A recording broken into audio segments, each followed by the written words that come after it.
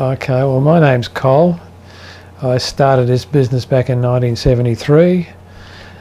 I found it very difficult to get tradespeople to my home to do repair work, and when they did say they were coming, they would never turn up on time.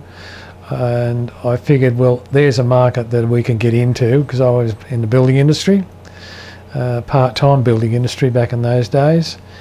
And I decided I'd set up a company that had a few things in mind.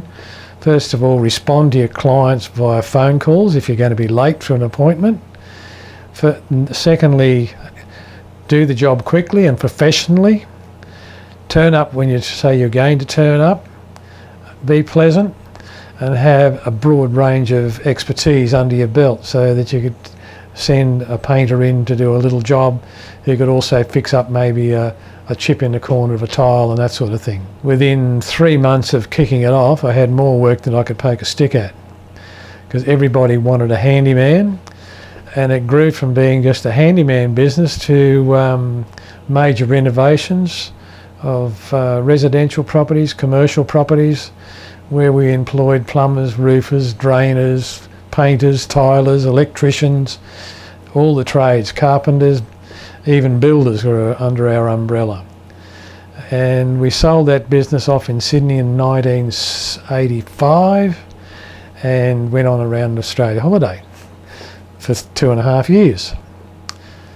Returned from that and bought a property in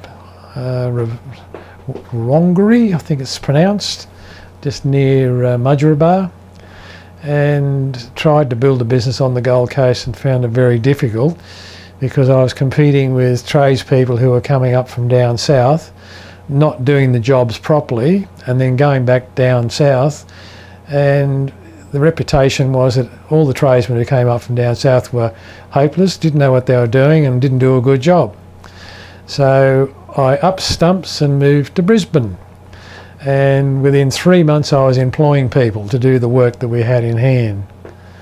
And we got up to a point where we had 13 staff on the ground and 4 people in the office, and it just got too big and too much work, and I wanted to wind it back. So I've slowly wound it back over the last 20 years to a more comfortable operation, where we've now only got 8 staff on the ground and 2 girls in the office, and myself and my son running the Gold Coast, and I run the Brisbane branch.